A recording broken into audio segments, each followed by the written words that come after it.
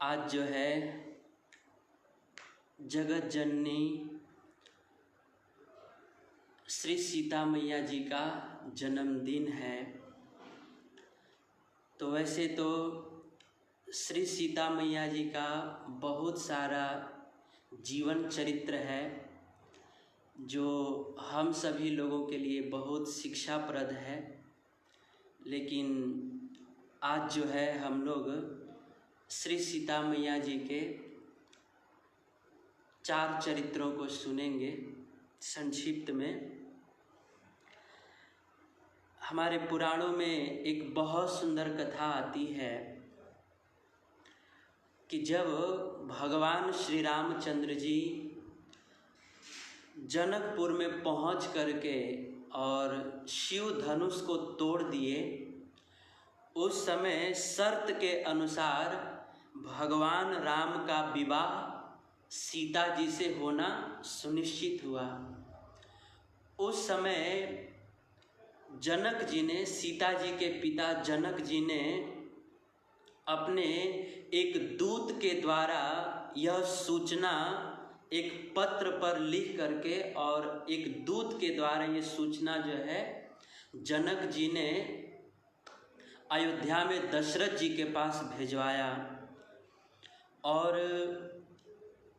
वह दूत जो है जनक जी का पत्र लेकर के और अयोध्या में दशरथ जी के सामने पहुंचा और जा करके दशरथ जी को प्रणाम किया और प्रणाम करके वह पत्र दिया। और पत्र देने के पश्चात उस दूत ने यह समाचार सुनाया कि आपके पुत्र ने जनकपुर में पहुंच करके और शिव धनुष को तोड़ दिए हैं और इसीलिए उनका विवाह जो है श्री सीता जी से होना सुनिश्चित हुआ है।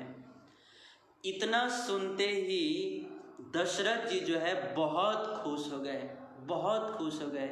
ये समाचार सुन करके बहुत खुश हो गए और खुश होकर के उस समय दशरथ जी ने अपने गले में जो सोने का हार था वह सोने का हार निकाल करके और उस समाचार सुनाने वाले दूत को देने के लिए चल पड़े।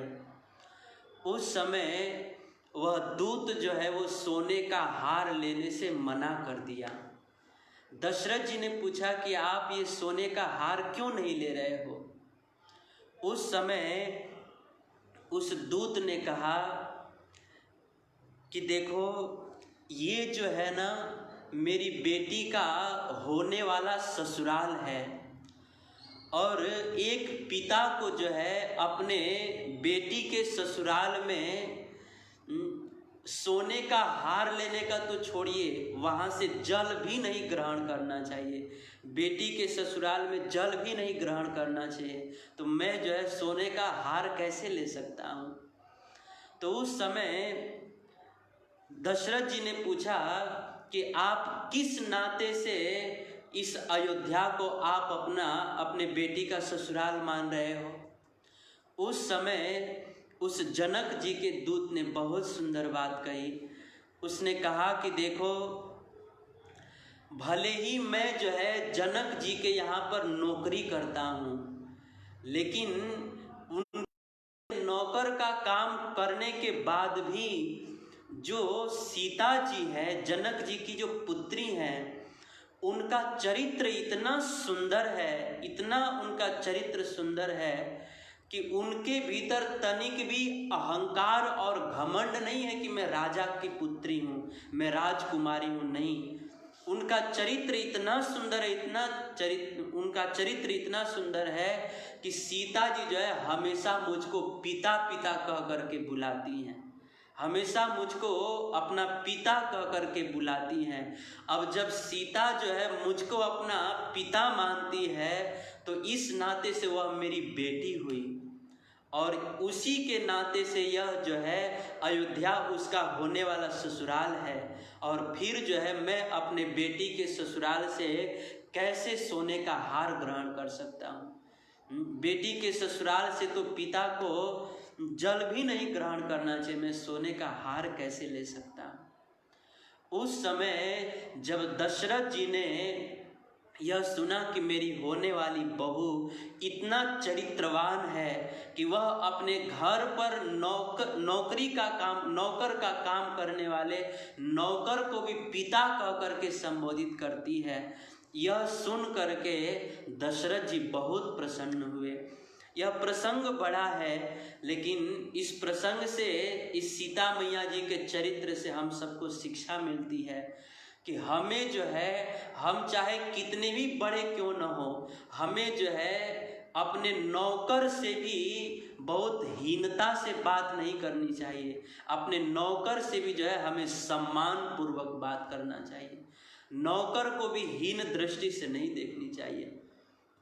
छोटे से छोटे व्यक्ति से भी हमें जो है सम्मान पूर्वक बात करना चाहिए, कभी उनका अनादर पूर्वक बात नहीं करना चाहिए। तो माता सीता जी के इस चरित्र से हमको जो है ये पहली शिक्षा मिलती है। अब माता सीता जी का एक दूसरा चरित्र है कि जब माता सीता जी का विवाह हो गया और जब माता सीता जी अपने ससुराल अयोध्या में पहुंची, उस समय माता सीता जी इतने सुंदर ढंग से आभूषण पहनी हुई थी, इतने सुंदर ढंग से वो वस्त्र को पहनी हुई थी, इतने मर्यादित रूप से वस्त्र को पहनी हुई थी कि माता सीता जी का एक भी अंग जो है वो दिख नहीं रहा था, एक भी अंग नहीं दिख रहा था। माता सीता जी का एक अंग भी नहीं दिख रहा था। जब माता सीता जी उस अयोध्या के राजमहल में चल रही थी तो उनके जो साड़ी जो पहने हुए थे, वो साड़ी से जो है अयोध्या का जो राजमहल का अंदर का जो स्थान था, उनके साड़ी से वहाँ पे जो धूल गिरे हुए थे वो धूल भी साफ होते जा रहे थे। इतने मर्यादित रूप से उन्होंने वस्त्र पहने हुए थे कि उनका एक भी अंग नहीं दिख रहा था। जब माता कैकेयी ने सीता जी के इस मर्यादित पहनावे को देखा, उस समय माता कैकेयी को इतनी प्रसन्नता हुई, इतनी प्रसन्नता हुई कि उस समय माता कैकेयी ने सीता जी के मर्यादित पहनावे को देख करके माता कैकेयी ने सीता जी को मुंह दिखाई में उनको सोने का महल ही दे दिया। कैकेयी के पास एक सोने का महल था, मुंह दिखाई में, और माता सीता जी के मर्यादित वस्त्र के पहनावों को देख करके माता कैकेयी ने सीता जी को अपना सोने का महल ही दे दिया। तो माता सीता जी के इस प्रसंग से हमको ये शिक्षा मिलती है कि हम सबको भी जो है कभी भी अमर्यादित वस्त्र नहीं पहनने चाहिए। हमको जो है वस्त्र इस तरह से पहनना चाहिए कि हमारा एक भी अंग जो है वह दिखे नहीं, ऐसे वस्त्र पहनना चाहिए। आजकल बहुत सारे चरित्रहीन समाज में नारियां हैं जो बहुत अलग ढंग से बहुत आधुनिक मॉडर्न कपड़े पहनते हैं, लेकिन माता सीता जी के चरित्र से हम सबको शिक्षा मिलती है कि हमें कभी भी ऐसे वस्त्र नहीं पहनना चाहिए, मर्यादित वस्त्र पहनना चाहिए। तो इस तरह से माँ सीता जी के दूसरे चरित्र से हमें यह शिक्षा मिलती है। और माता सीता जी का एक और सुंदर चरित्र है कि जब माता सीता जी विवाह करके और अयोध्या में जा रही थी, उस समय कौशल्या माता को किसी ने सूचना दिया कि माँ, आपकी जो होने वाली बहू है ना सीता जी, वे इतनी सुकुमार है, इतनी सुकुमार है, सीता जी के जो अंग है वो बड़े कोमल हैं, बड़ी सुकुमार हैं। जैसे ही माता कौशल्या ने यह सुना, उस समय माता कौशल्या ने अपने बहुत सारे दास दासियों को भेज करके और हजारों सैकड़ों कमल के फूल मंगाए और उन कमल के फूलों को तोड़ करके और उन कमल के पंखुड़ियों को माता सीता जी जिस मार्ग से अयोध्या के राजमहल में प्रवेश करने वाली थी उसी मार्ग में माता कौशल्या ने वो सारे कमल के पंखुड़ियों को बिछवा दिए। अब जब माता सीता जी डोली से उतरी और उतर करके जब माता सीता जी उन कमल के कोमल पंखुड़ियों पर पांव रख करके चलना शुरू की, उस समय माता कौशल्या ने क्या देखा कि माँ सीता जी जो है बार बार अपने पांव उठा रही हैं, बार बार अपने पांव उठा रही हैं। तो माँ कौशल्या ने सीता जी से पूछा कि बेटी आप जो है बार बार अपने पांव क्यों उठा रही हो? उस समय माँ सीता ने कहा कि मैं क्या बताऊं माँ, आपने जो ये मेरे मार्ग में कमल की पंखुड़ियां बिछा करके रखे हैं ना, ये कमल की पंखुड़ियां जो है मेरे पाँव में चुभ रहे हैं, मेरे पाँव में चुभ रहे हैं, इसीलिए मैं बार बार अपने पाँव को उठा रही हूँ। उस समय माता कौशल्या को बड़ा आश्चर्य हुआ। माँ कौशल्या ने सीता जी से पूछा कि बेटी जब आपको ये कमल की पंखुड़ियां भी आपके पाँव में चुभ रही हैं तो फिर आप जो है सोने चांदी हीरे मोती ईंट पत्थर इन सारे वस्तुओं से बने हुए महल में कैसे रहोगी? जब आपके पाँव में एक कमल की पंखुड़ियां भी चुभ रही हैं तो सोने चांदी के महल में ईंट पत्थर से बने हुए महल में कैसे रहोगी आप? उस समय माँ सीता जी ने कहा कि माँ आप चिंता मत कीजिए, मैं कहाँ रहूँगी इसकी चिंता आप मत कीजिए। मैं जो है आपके सोने चांदी ईंट पत्थर से बने हुए महल में नहीं रहूँगी, मैं जो है करोड़ों करोड़ों कमल से भी कोमल हमारे प्रभु श्री रामचंद्र जी का जो हृदय कमल है ना, मैं उनके हृदय कमल में रहूंगी, आपके ईंट पत्थर के महल में नहीं रहूंगी। प्रसंग बड़ा है, कहने का भाव यह है कि देखिए माँ सीता जी कितनी सुकुमार थी कि उनके पाँव में कमल की पंखुड़ियां भी चुभ रही थी, वो कितनी सुकुमार थी। लेकिन इतनी सुकुमार होने के बाद भी माता सीता जी जो है वह नंगे पांव जो है अपने पति भगवान श्री रामचंद्र जी के साथ 14 वर्ष तक वन में भटकी। अतः हमको माता सीता जी के इस चरित्र से शिक्षा मिलती है कि माता सीता जी अपने पति राम जी जब अयोध्या में थे, जब उनका जीवन सुखमय था तब तो उनके साथ में थी ही, लेकिन जब भगवान राम के जीवन में संकट आया, दुख का संकट आया, उनके पति के जीवन में संकट का दिन आया, जंगल में जीवन बिताने का समय आया, तो माँ सीता जी सुकुमार होते हुए भी वे जंगल में भी दुख में भी अपने पति के साथ में रही। इस प्रसंग से, इस माता सीता जी के चरित्र से हम सबको शिक्षा मिलती है कि हम सबको भी अपने पति के सुख में तो साथ में रहना चाहिए, लेकिन जब हमारे पति के जीवन में दुख आए, भले ही हम दुख सहने के योग्य न हो, भले ही हम कितने सुकुमार हों, लेकिन जब हमारे पति के जीवन में दुख आए तो भले हम दुख सहने के योग्य न हो, फिर भी हमें जो है पति के दुख में भी साथ में रहना चाहिए। जैसे माता सीता जी वन के कष्टों को सहने के योग्य नहीं थी, लेकिन फिर भी इतनी सुकुमार होते हुए भी अपने पति के दुख में भी साथ में रही। माता सीता जी के इस तीसरे चरित्र से हमें यह शिक्षा मिलती है। और माता सीता जी का एक और सुंदर चरित्र है, इसको बता करके मैं विराम करूंगा।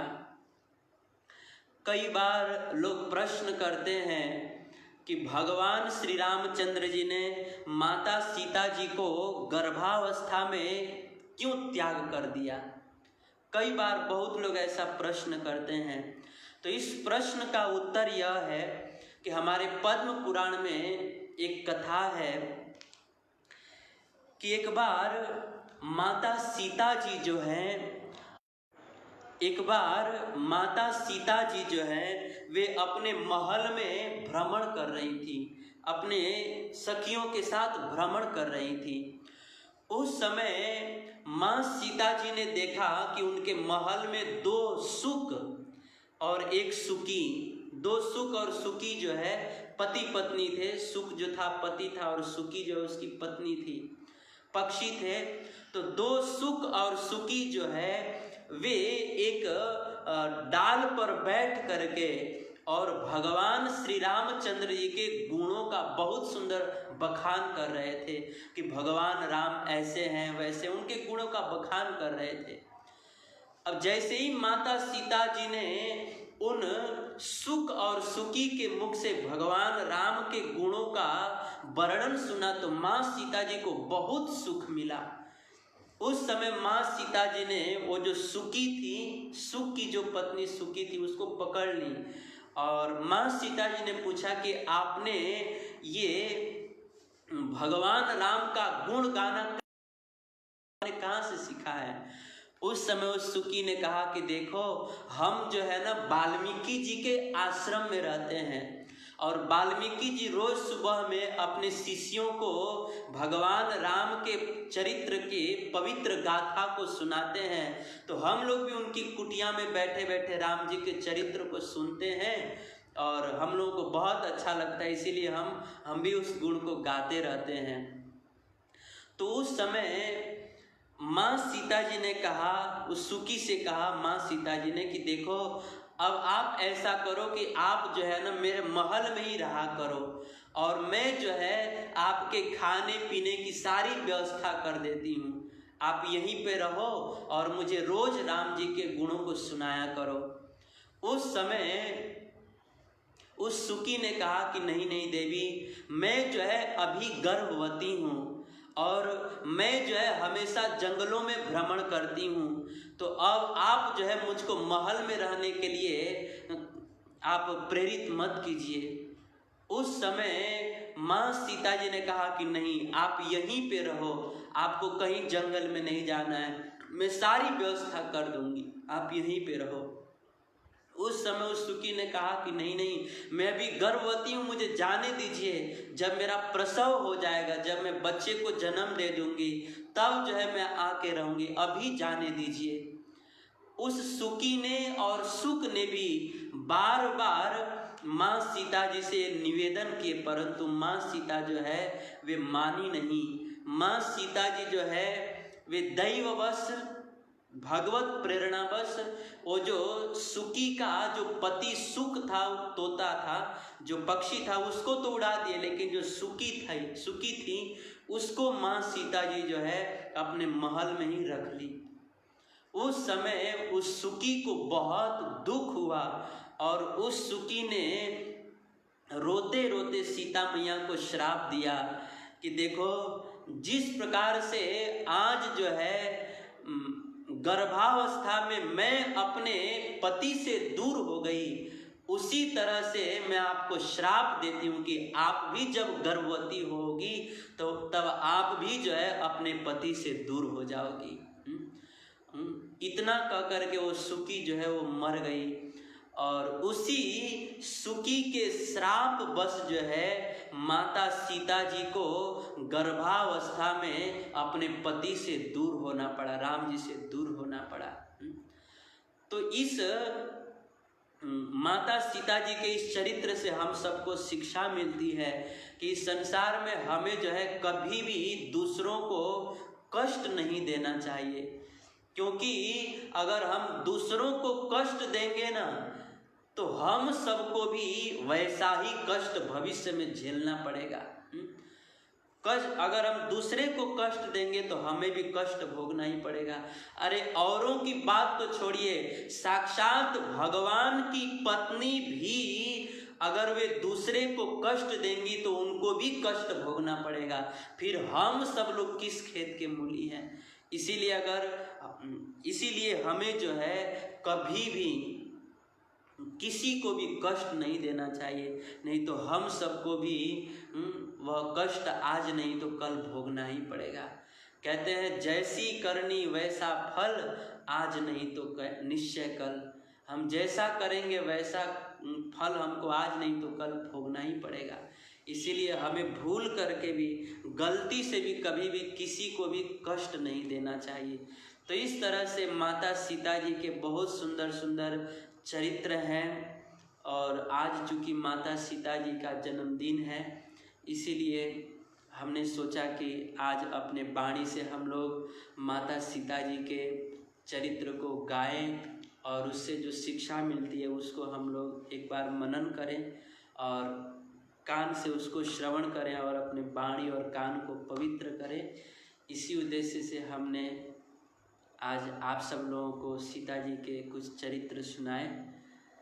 अब समय हो गया है, यहीं पर विराम करते हैं।